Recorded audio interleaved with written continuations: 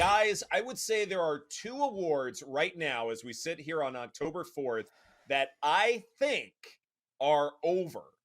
Where I think Oh, that this award is okay. largely done. One, I think we can all agree on. The other one might be highly controversial and will have you going up in arms. But this first one, I think, is the safe play.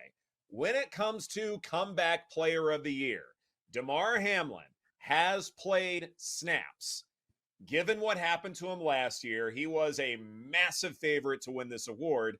And as we sit here right now, he is the minus 270 favorite to win Comeback Player of the Year. Joe, do you feel like that this award is, for all intents and purposes, over? No, I don't think it's No. over. Oh, for me to declare it done going into week 5, I'm not there. But we need to revisit this because we said all offseason, the second that Damar Hamlin hits the field in an NFL game this year, he will win the award. He did do that over the weekend in the biggest game of the week. Maybe I'm missing it. Were there as many Damar Hamlin stories as you were expecting this week? It was more about the No. football. It was not about Damar Hamlin at all. Like, we knew it happened. Like, if we go over the biggest stories of week 4, was Hamlin in the top 10? That game was about Josh Allen, who's now the MVP favorite. That game was about the Bills trouncing the Dolphins. And then there were a lot of other big things that happened, like Sunday Night Football, other big storylines.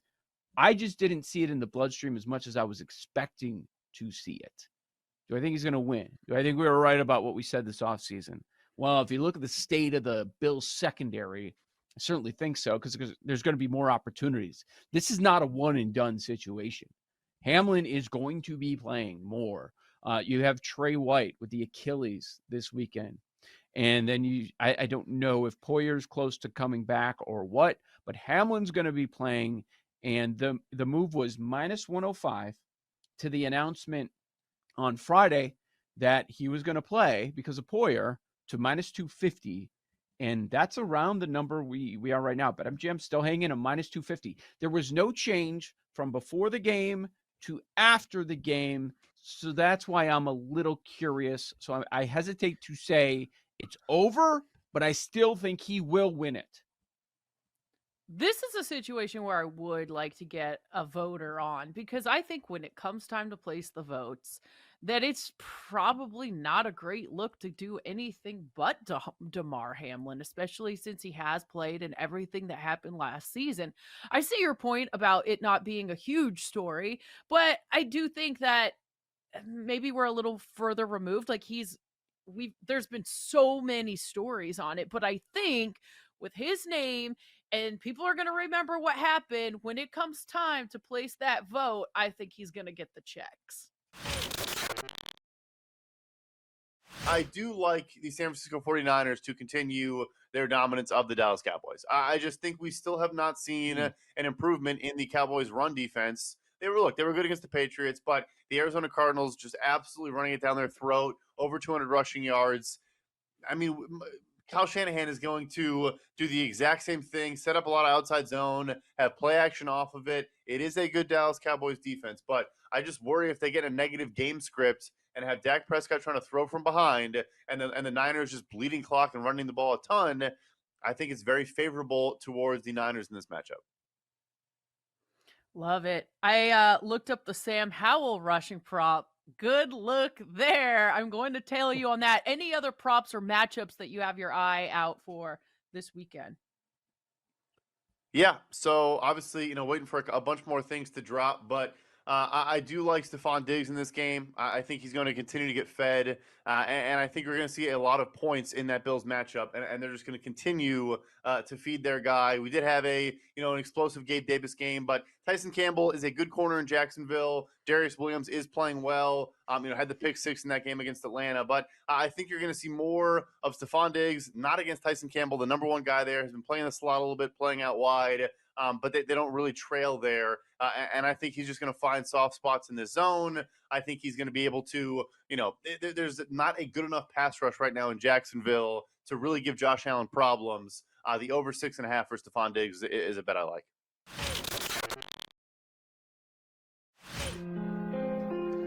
Welcome back to BetQL Daily, presented by BetMGM. Ed Egros, Joe Ostrowski, and Aaron Hawksworth here. Jake, I didn't know you played the piano. That's cool. I was up all night practicing just for this. What did Jake Okay. want to call this segment the other day? He totally got shut down. And he was mad. I think it was like the misery rankings or something. Yeah, There were misery tantrums. rankings. That's terrible. No, actually, I like full disclosure, I came up with something better for calling this. So we are going to power rank the 5 worst teams in the NFL. They're not power rankings; they're powerless rankings. Jake's is better. Oh. That one makes me feel better about myself. Yeah. Good job, Jake. Thanks, guys. Happy to be here. So, Aaron, how about you kick things off for us? Starting at number 28 and working your way to 32. I would be delighted. Number 28, a 1-3 team. The offense is off. The quarterback leads the NFL in interceptions with 6. Josh Jacobs, he's not doing very well. Devontae Adams is calling out everybody, saying that there's no winning culture. It's the Las Vegas Raiders. And they've got the Packers on Monday Night Football. Prime time. Ugh.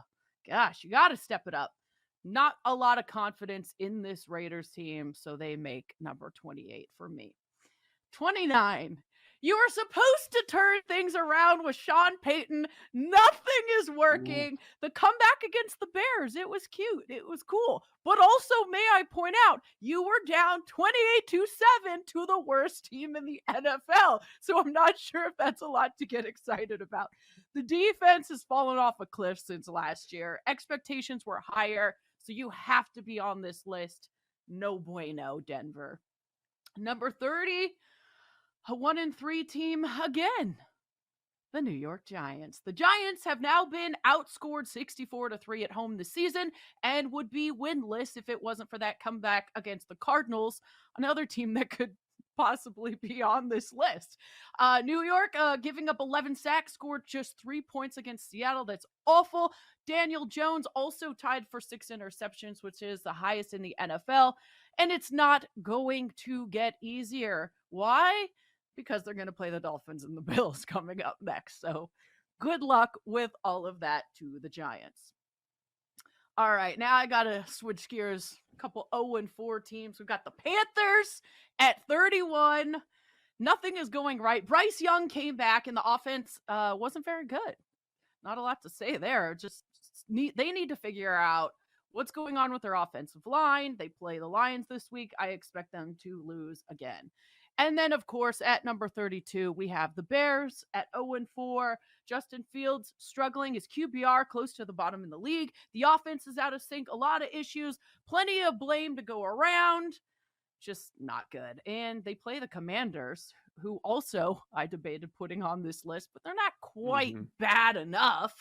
But hey, there is good news for the Bears since they do currently own the top 2 picks in the NFL draft. So maybe it's not all that bad at number 32 for Chicago. When it comes to how I did this, guys, certainly your priors matter. We're not deep enough into the season to where you can only look at a 4-game sample size and say, okay, this is everything we need to know about these particular football teams. I think what happened leading up, what our priors are, do matter still. So factor that in when you look at teams that maybe we feel might be on an uptick, but still they haven't accomplished enough to get off of these schneid, so to speak. And that's why at number 28, I'm beginning with the Houston Texans. Again, even though I like CJ Stroud a lot, he is still a rookie quarterback, and rookies tend to be quite volatile in these kinds of situations. And my biggest question for the Texans is, will Stroud get enough support to where he'll have a bad game? It'll happen. But will the running game support him? Well, so far, they're 4th worst in rushing yards over expected. So I'm not expecting that to happen. And also, too, one of the more subtle things with the Texans is that they have the worst punting unit in the National Football League. And so they are usually, when it comes to punting and, punting allowed, it's not going well for them. And so those subtle yards on special teams, they're putting their offense in a bad spot and putting their defense in a bad spot as well, giving advantageous field position opportunities to opposition. So I look at that and say that Houston, a lot of work to do for them.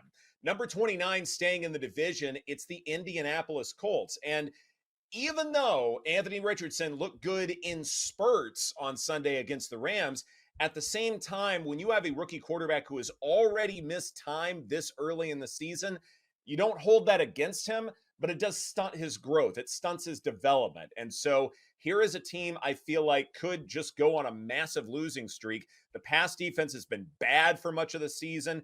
Wide receivers are all questionable. They haven't had a great group of wide receivers in a long time in Indianapolis. So I've got the Colts at number 29. But at number 30, one that we did match on, Aaron, it would be the Chicago Bears. The dysfunction matters for something, and the dysfunction has lasted, for a good year now. No faith in Justin Fields. He has the 5th highest sack rate despite his mobility. This isn't looking good for Chicago. Then at number 31, I've got the Carolina Panthers. The 4th and 6th lowest success rates among qualified quarterbacks belong to Andy Dalton and Bryce Young. I honestly thought that Andy Dalton making a start and having some veteran leadership that he can bring to that room would ultimately help Bryce Young and company. And so far it hasn't. It's kind of what we thought Andy Dalton was supposed to be prior to going to New Orleans. Just not working out and just sort of being this journeyman backup quarterback. And that's exactly what we've seen. 4th worst in rushing defense, despite having some talent up front. It feels more and more like Brian Burns is going to be in some kind of a trade package.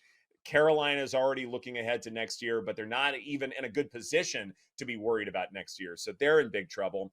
And then in last position, again, yes, there is optimism for the Arizona Cardinals, but here's one way to think about why I have them last in my powerless rankings. So Daniel Jones has played 8 halves of football so far. Only one of those halves did he look like a legitimate NFL quarterback. That was against the Arizona Cardinals. When you let Daniel Jones look good, you are pretty doggone bad, and that's where the Cardinals are right now. Passing defense success rate, 2nd worst in football, with Marco Wilson leading the way. Most penalties, most penalty yards. The quarterback hasn't wowed me yet. Even though Arizona does have that win against the Cowboys, in every other contest, there have been massive causes for concern, and the projections just aren't good for them. So Texans, Colts, Bears, Panthers, Cardinals, Joe. It was tough, though. Like at 28, there's like 5 to 6 different teams that you could make a case for. I felt like the very bottom was much easier. It was just kind of finagling the order in which you want to go. But at 28, here's what I did. I decided to go with the Broncos. And I know the upside with Sean Payton and Russell Wilson, and offensively, their numbers are not horrendous. With all the draft capital that they gave up in that trade for Russell Wilson, and this is a guy that the current head coach doesn't even want. This is going to take so long to overhaul. And just watching that defense for an entire game, oh my God. They're still, after 4 games, allowing 7 yards per play. And it hasn't been just these juggernauts offensively. That is 1 yard more than anybody else in the NFL. They're pathetic. I don't know how that changes. You can talk Vance Joseph all you want, but I mean, it's just, oh my God, it is going to take some time. So I put the Broncos at 28. 29, I decided to go with Carolina there. I know they're 0-4, but I went 29 because, look, I don't know that Reich was the right hire. Now, offensively, they're a mess, but they just drafted their franchise quarterback, and early on, it looks like Bryce Young might be the worst of those top few guys. He might be, but it's too early to say that. 2 of those losses were 1-score games.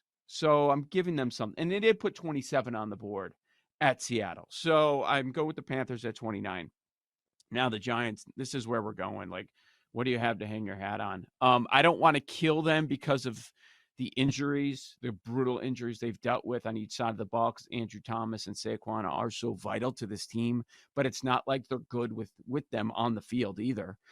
They nailed the head coach. They got that. I don't know what else they have, honestly. I mean, they are so poor on both sides of the ball. They have no receivers, no offensive line, no defense to speak of. So Giants at 30.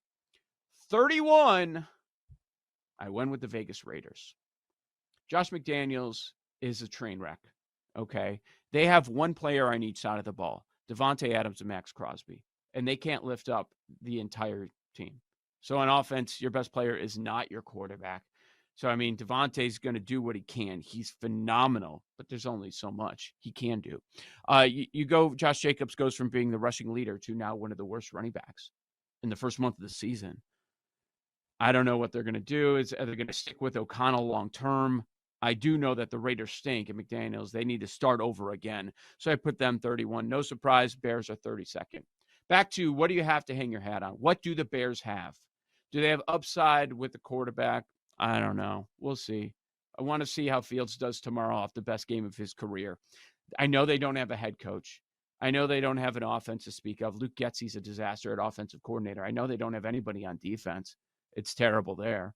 I mean, they have nothing. I don't know if they have a GM. I know the ownership stinks. Bears are 32. So 28 through 32, Broncos, Panthers, Giants, Raiders, and Bears.